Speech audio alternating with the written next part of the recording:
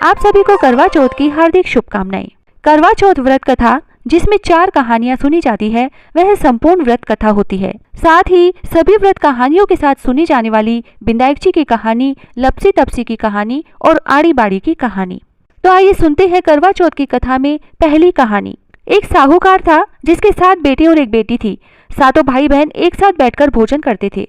एक दिन कार्तिक की चौथ का व्रत आया तो भाई बोला कि बहन आओ भोजन करें। बहन बोली कि आज करवा चौथ का व्रत है, चांद उगने पर ही खाऊंगी। तब भाइयों ने सोचा कि चांद उगने तक बहन भूखी रहेगी, तो एक भाई ने दिया जलाया, दूसरे भाई ने छलनी लेकर उसे ढका और नकली चांद दिखाकर बहन से कहने लगे कि चल चांद उग आया है, अर्घ्य दे ले। बहन अपनी भाभियों से कहने लगी कि चलो अर्घ्य दे, तो भाभियां बोली कि तुम्हारा चांद उगा होगा, हमारा चांद तो रात को उगेगा। फिर बहन ने अकेले ही अर्घ्य दे दिया और खाना खाने लगी तो पहले ही ग्रास में बाल आ गया, दूसरे ग्रास में कंकड़ आया और तीसरा ग्रास मुंह की ओर किया तो उसकी ससुराल से संदेश आया कि उसका पति बहुत बीमार है, जल्दी भेजो। माँ ने तब लड़की को विदा किया और कहा कि रास्ते में जो भी मिले उसके पांव लगना और जो कोई सुहाग का आशीष दे तो उसके पल्ले में गांठ लगाकर उसे कुछ रुपए देना। बहन जब भाइयों से विदा हुई, रास्ते में जो भी मिला उसने यही आशीष दी कि तुम 7 भाइयों की बहन, तुम्हारे भाई सुखी रहे और तुम उनका सुख देखो। सुहाग का आशीष किसी ने भी नहीं दिया। जब वह ससुराल पहुंची तो दरवाजे पर उसकी छोटी ननद खड़ी थी। वह उसके भी पांव लगी तो उसने कहा कि सुहागिन रहो, सपूती हो। तो उसने यह सुनकर पल्ले में गांठ बांधी और ननद को सोने का सिक्का दिया।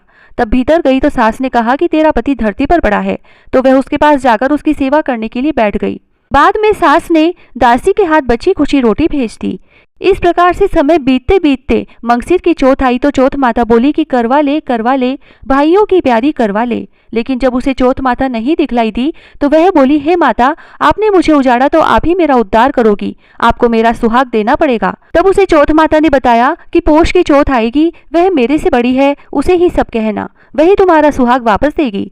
पोष की चौथ आकर चली गई, माघ की चली गई, फागुन की चली गई, चैत्र बैसाख ज्येष्ठ आषाढ़ और श्रावण भादो सभी की चौथ आई और यही कहकर चली गई कि आगे वाली को कहना।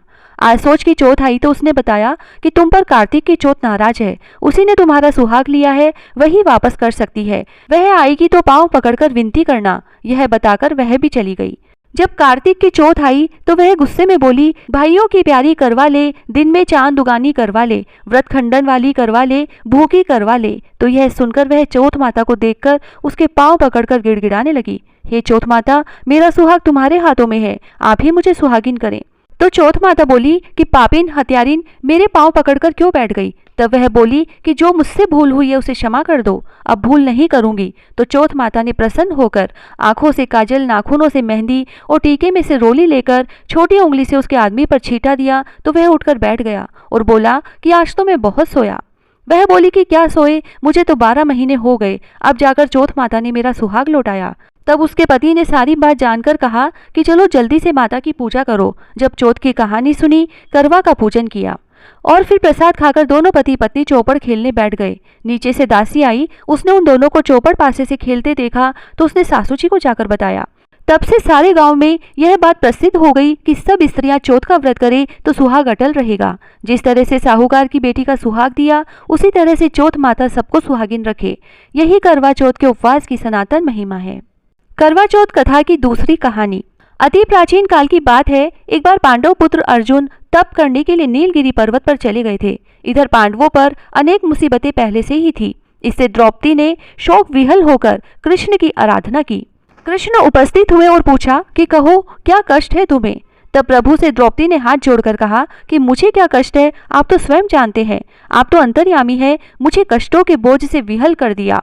क्या कोई ऐसा उपाय है जिससे इन कष्टों से छुटकारा मिल सके। तुम्हारा प्रश्न अति उत्तम है द्रौपदी। कृष्ण मुस्कुराकर बोले, प्रभु फिर मुझ दुखी नारी का कष्ट दूर करने का उपाय बताइए। द्रौपदी ने पूछा। यही प्रश्न एक बार पार्वती जी ने शिवजी से कर दिया था। तब श्री शिवजी ने करवा चौथ का विधान बताया था। फिर प्रभु करवा चौथ की जानकारी मुझे भी दीजिए और उसकी कथा कहिए। तब कृष्ण ने एक पल सोचने के बाद कहा, दुख सुख जो सांसारिक माना जाता है, प्राणी उसमें सदा ही लिप्त रहता है। मैं तुम्हें अति उत्तम करवा चौथ व्रत की कथा सुनाता हूँ, इसे ध्यान से सुनो। प्राचीन काल में गुणी विद्वान धर्मपरायण एक ब्राह्मण रहता था। उसके 4 पुत्र तथा एक गुणवती सुशील पुत्री थी। पुत्री ने विवाहित होकर चतुर्थी का व्रत किया, किंतु चंद्रोदय से पूर्व ही उसे शुद्धा ने बाध्य कर दिया। इससे उसके स्नेही भाइयों ने छल से पीपल की आड़ में कृत्रिम चंद्रमा बनाकर दिखा दिया। लड़की ने अर्घ्य दे भोजन कर लिया। भोजन करते ही उसके पति की हृदय गति बंद हो गई। इससे दुखी हो उसने अन्न जल त्याग दिया। उसी रात्रि में इंद्राणी भू विचरण करने के लिए आई। ब्राह्मण पुत्री ने उससे अपने दुख का कारण पूछा तो इंद्राणी ने बताया, तुम्हें करवा चौथ व्रत में चंद्र दर्शन से पूर्व भोजन कर लेने से यह कष्ट मिला है। तब उस लड़की ने अंजलि बांधकर विनय की कि इससे मुक्त होने का कोई उपाय बताइए। इस पर इंद्राणी ने कहा, यदि तुम विधि पूर्वक अगली करवा चौथ का व्रत करो तो तुम्हारे पति पुनर्जीवित हो जाएंगे। कन्या ने ऐसा करने का वचन दिया तो उसका पति स्वस्थ हो गया। इस पर उस कन्या ने वर्ष भर प्रत्येक चतुर्थी का व्रत किया और अनंत अखंड सुहाग प्राप्त किया। श्री कृष्ण ने कहा, हे द्रौपदी, यदि तुम इस व्रत को करोगी तो तुम्हारे सभी संकट टल जाएंगे। इस प्रकार द्रौपदी ने यह व्रत किया और पांडव सभी क्षेत्रों में विजयी हुए। इस प्रकार सौभाग्य, पुत्र पौत्रादि और धन धान्य की इच्छुक स्त्रियों को यह व्रत विधि पूर्वक करना चाहिए। इस व्रत कथा के आखिर में भगवान शंकर की आरती भी करें। करवा चौथ व्रत कथा की तीसरी कहानी। एक ब्राह्मण परिवार में 7 बहुएं थी। 6 बहुओं के मायके वाले बहुत अमीर थे। इसी कारण ससुराल में उनका बड़ा मान था।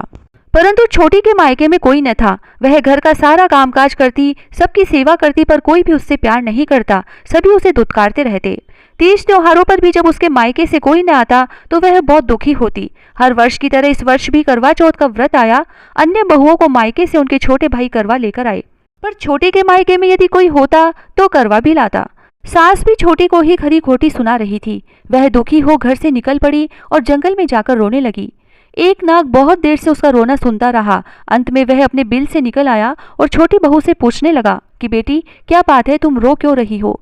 छोटी बहू बोली, आज करवा चौथ है, मेरा कोई भाई नहीं है। यदि मेरा कोई भाई होता तो आज जरूर करवा लेकर आता।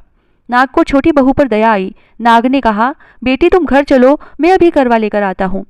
थोड़ी देर बाद नाग ससुराल पहुंचा। ससुराल वाले इतना सामान देखकर चकित हो गए। सास भी प्रसन्न हो गई। सास ने प्रसन्न मन से छोटी बहू को नाग देवता के साथ भेज दिया। नाग देवता ने छोटी बहू को अपना सारा महल दिखाया और कहा, जितने दिन चाहो आराम से रहो, मन चाहा खाओ, मन चाहा पहनो, पर एक बात याद रखना, सामने रखी नांद कभी मत खोलना। छोटी बहू सारा समय महल में आराम से काटती, पर नांद के बारे में उसकी उत्सुकता बढ़ती जाती। एक दिन जब घर में कोई न था, उसने नांद को उठाकर देखा तो हजारों छोटे छोटे सांप के बच्चे इधर उधर रेंगने लगे। उसने जल्दी ही नांद को ढक दिया। जल्दी में एक सांप की पूंछ नांद के नीचे आकर कट गई। शाम को नाग के आने पर छोटी ने अपनी गलती स्वीकार कर ली और नाग ने भी उसे क्षमा कर दिया। जब छोटी ने ससुराल जाने की इच्छा की तो उसे धन रत्न आदि देकर विदा किया। छोटी के ससुराल में अब उसकी बड़ी इज्जत होने लगी। जिस सांप की पूंछ कटी थी उसे सभी बंडा कहकर तंग करते। एक दिन उसने अपनी माँ से पूछा कि माँ, मेरी पूंछ कैसे कटी है? माँ ने कहा कि छोटी बहू के नांद उठाने और जल्दी में रखने में ही तुम्हारी पूंछ कटी है। तो वह बोला कि मैं छोटी से बदला लूंगा। पर माँ के बहुत समझाने पर भी वह एक दिन चुपचाप छोटी के घर जा छुपा और मौका पाकर उसे काटने की सोचने लगा। वहां छोटी बहू और उसकी सास में किसी बात पर बहस हो रही थी तो छोटी कसम खा खा कर कह रही थी कि मैंने ऐसा नहीं किया। वह कह रही थी कि मुझे बंडा भैया से प्यारा कोई नहीं है, उन्हीं की कसम खाकर कहती हूँ कि मैंने ऐसा नहीं किया। बंडा ने जब सुना तो सोचने लगा कि जो मुझसे इतना प्यार करती है मैं उसे ही काटने आया हूँ, और वह चुपचाप घर चला गया। माँ ने पूछा, ले आए बहन से बदला? वह कहने लगा, माँ बहन से कैसा बदला? तभी से बंडा भाई वे छोटी बहन हुए। भाई प्रतिवर्ष चौथ के दिन करवा लेकर जाता, वह बहन बड़े प्यार से करवा चौथ का व्रत करती। करवा चौथ व्रत की चौथी कहानी। प्राचीन काल में करवा नाम की एक पतिव्रता स्त्री अपने पति के साथ नदी के किनारे एक गांव में रहती थी।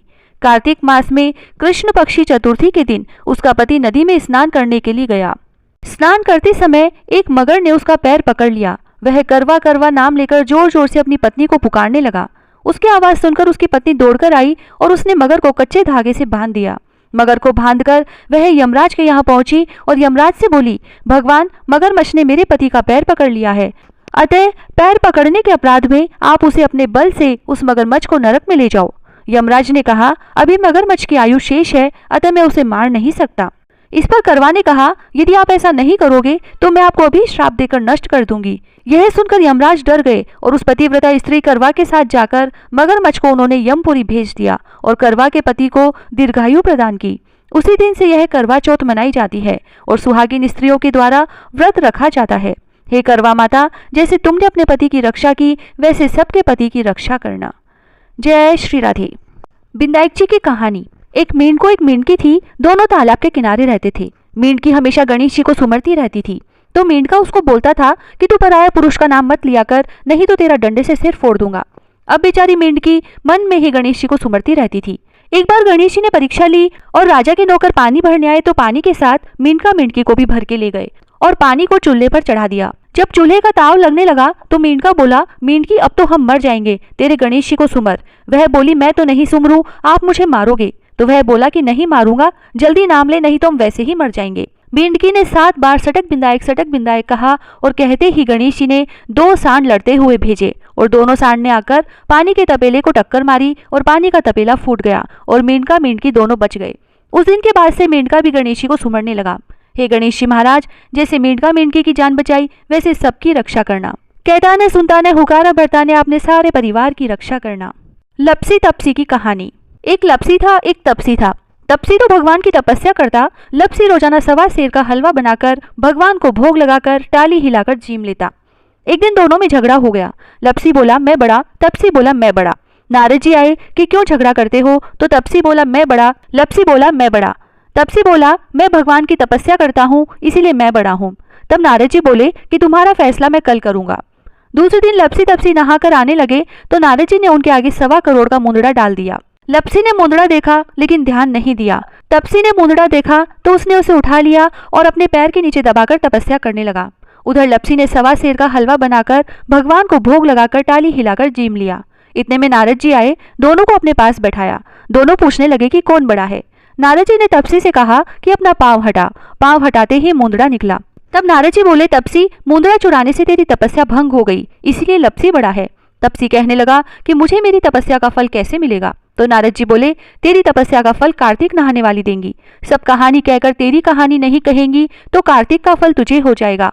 धोती देकर अंगोछा नहीं देंगी, सीधा देकर दक्षिणा नहीं देंगी, ब्राह्मण जिमाकर दक्षिणा नहीं दे, दीवा चास के हाथ न जोड़े तो ये सारा पुण्य तेरा हो जाएगा। कपड़ा देके बटन न लगावे, दाहिने हाथ नाड़ा बांधे तो सबका फल तुम्हें हो जाएगा। इतना कहकर नारद जी चले गए। लपसी तपसी की कहानी सुनने के बाद यह जरूर कहें कि लपसी को फल लपसी ने हो जो, तपसी को फल तपसी ने हो जो, माँ की कथा कहानी को फल माने हो जो। आड़ी बाड़ी की कहानी। आड़ी बाड़ी सोना की बाड़ी, जी में बैठी कान कुमारी काई मांगे 33 कोटि देवी देवता की। बाड़ी जी सिया काई होवे, अन्न होए धन होए लाज होए, लक्ष्मी होए बिछड़िया ने मेलो होए, निपुत्र ने पुत्र होए, सासू को पुरसन बहू को जीमन, उठ भाई तपसी जीम भाई लपसी, भाई को थान भाभी को मान, थाने थारी वार्ता को फल हो जो, माने मारे भरत को फल हो जो। जय श्री राधे।